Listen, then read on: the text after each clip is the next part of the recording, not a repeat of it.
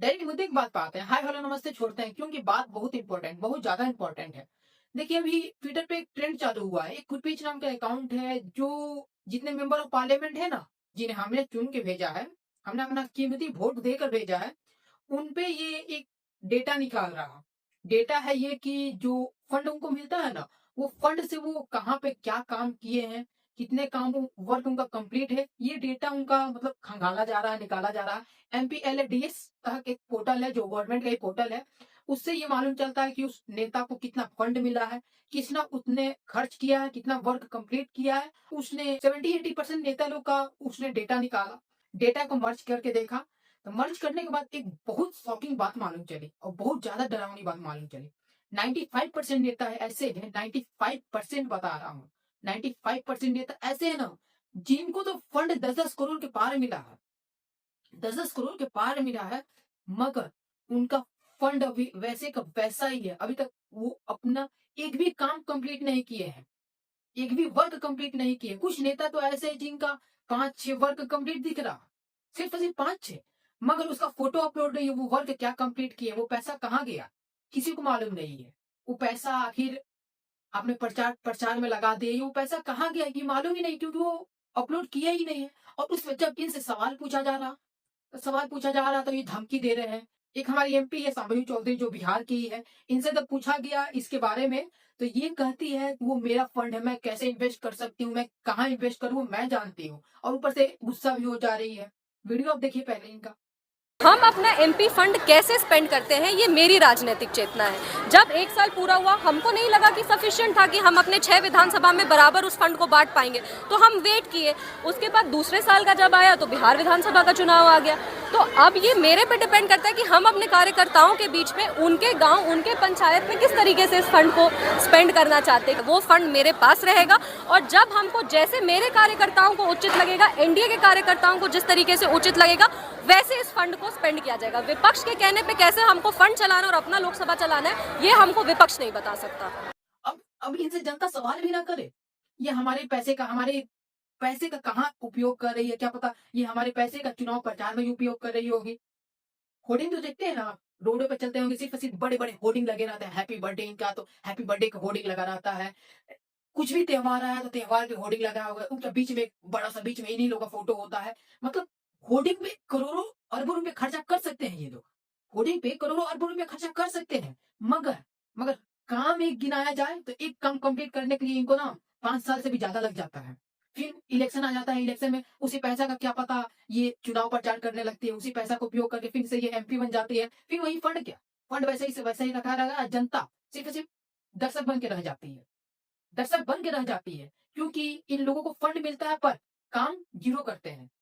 इन्हें हम चूंकि इसलिए भेजते हैं क्योंकि ये हमारा काम करे, मगर इनसे हम सवाल करते हैं तो जवाब हमें ही उल्टा मिलता है। सवाल करना ही गलत हो गया है, सवाल करना पूरी तरह से गलत हो गया है इनके लिए। हम सवाल भी ना करें इनसे, हम अपने पैसे का हिसाब भी ना मांगे, हम अपने पैसे का हिसाब भी ना माने, तब ये हमें इनको चुन के प्रॉफिट क्या हो रहा है। हमें चुनना ही नहीं चाहिए। पहले देश में तो अरबों खरबों रुपया तो इलेक्शन में लग जाते हैं। हर साल इलेक्शन इलेक्शन, हर साल कोई ना कोई स्टेट में इलेक्शन होता ही रहता है, हर साल कोई ना कोई स्टेट में इलेक्शन तो होता ही रहता है। अब महाराष्ट्र में देख लीजिए, महाराष्ट्र में पहले लोकसभा का इलेक्शन हुआ, लोकसभा का इलेक्शन हुआ, उसमें कितने रुपए खर्च हो गए होंगे। फिर हमारे विधानसभा का इलेक्शन हुआ, विधानसभा का इलेक्शन में भी कितने रुपए खर्च हुआ। अब जो मेयर का चुनाव होने वाला है ना मुंबई का, मुंबई में मतलब महाराष्ट्र में, पूरे महाराष्ट्र में अभी म्युनिसिपल कॉर्पोरेशन का इलेक्शन होने वाला है, जो 8 साल बाद हो रहा, 8 साल बाद हो रहा। इसमें न जाने एक से एक प्रचार करने वाले नेता, एक्टर सब लगे हुए हैं। सब सिर्फ सिर्फ प्रचार करने, यानी 5 साल इनका सिर्फ सिर्फ प्रचार करने में ही निकल जाता है, 5 साल प्रचार करने में ही निकल जाता है। जनता का काम खाम करेंगे ये। सवाल पूछो तो जवाब उल्टा हमें ही देते हैं। सवाल करना भी गुनाह हो गया है, जैसे कि सवाल करना भी गुनाह हो गया है। और ये जो खुरपेच नाम का अकाउंट है, इसने और एक बार एक ट्रेंड चालू किया था कि रोडों में रोड टूटी पड़ी है, उसका फोटो खींच के ये डायरेक्ट उस नेता का, जहां उस नेता MP या विधायक, उसको टैग करता था। और इसका वो ट्रेंड काम भी आया, इसका ट्रेंड काम भी आया। उस काम के जरिए ना, जब ये उस उन्हें टैग करके काम करवाता था, वो काम कंप्लीट होता था। और सब काम नहीं कंप्लीट हो रहे, पर कुछ तो काम कंप्लीट हो रहे थे, कुछ काम कंप्लीट हो रहे थे। और हम अपने आप को फोर्थ लार्जेस्ट इकोनॉमी बताते हैं, फोर्थ लार्जेस्ट इकोनॉमी है ना हम। अभी इस वक्त जो हमारे पेपर में तो फोर्थ लार्जेस्ट इकोनॉमी तो लिखा जा चुका है, मगर युवाओं का हालत क्या है अभी? युवाओं तो दर-दर ठोकरें खा रहे हैं, नौकरी नाम की कोई चीज़ नहीं है। और ऊपर से जो अब एआई आया है तो एआई आया है तो एडवांस तो होगा ही। मगर एआई आया है तो लोगों को तो जॉब से निकाला ही जाएगा। बड़ी-बड़ी कंपनियाँ बहुत सारे वर्कर्स को जॉब से निकाल रही है क्योंकि उनका एआई उनका काम चुटकी में कर दे रहा। तब इनकी ज़रूरत क्या है? जॉब नहीं मिलेगा, दर-दर और ठोकरें खाना पड़ेगा, महँगाई तो और चरम सीमा पे पहुँच ही गई है। इस पे आज तक आपने देखा कोई एक्टर को एक भी सवाल पूछते हुए? कोई भी एक्टर को एक भी सवाल पूछते हुए देखा? कुछ एक्टर थे जो 2014 से पहले सवाल भी करते थे, मगर 2014 से पहले इनके मुँह में दही चूड़ा चला गया है, उसके बाद सवाल करना ही पूरी तरह से ये भूल गए हैं, 2014 के बाद। क्यों 2014 पहले जब डॉलर का दाम ऊपर जाता था, तो यूँ सवाल करते थे, मगर अब डॉलर का दाम 91 पे चला गया है। एक सवाल कोई एक्टर का है तो आप बता दो। कोई एक्टर का एक सवाल नहीं मिलने वाला है। एक सवाल नहीं मिलने वाला है कोई एक्टर का। महँगाई इतनी इतनी ज़्यादा महँगाई है, कोई एक्टर ने आवाज़ उठाया? नहीं उठाएगा कोई एक्टर आवाज़ नहीं उठाएगा। अगर कोई एक्टर ने आवाज़ उठा भी दिया, तो उसमें क्या होगा? ईडी की रेड पड़ जाएगी।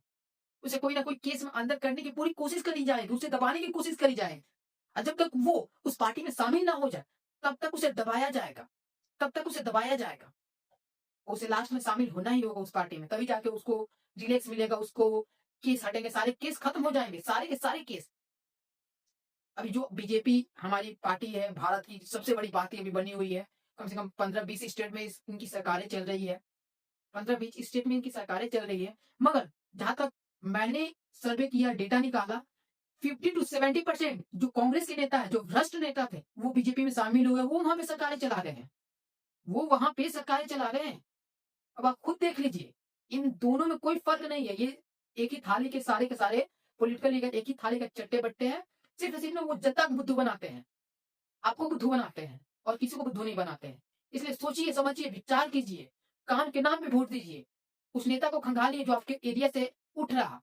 उसने कहा एमपी एलडीएस का पोर्टल चेक कीजिए, उसने क्या काम किया है। वो आ रहा प्रचार करने तो उसका हिसाब माँगिए। हिसाब नहीं देगा तो वोट मत दीजिए आप।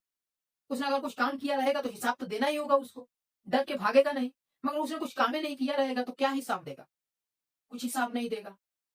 इसलिए सोचिए, समझिए, विचार कीजिए और उस नेता को जो चुनिए जो आपका काम कर रहा है। उस नेता को चुनिए जो एजुकेटेड है, जो आपके काम के लिए तत्पर है, जो आपके सवालों का जवाब देने के लिए राज़ी रहे।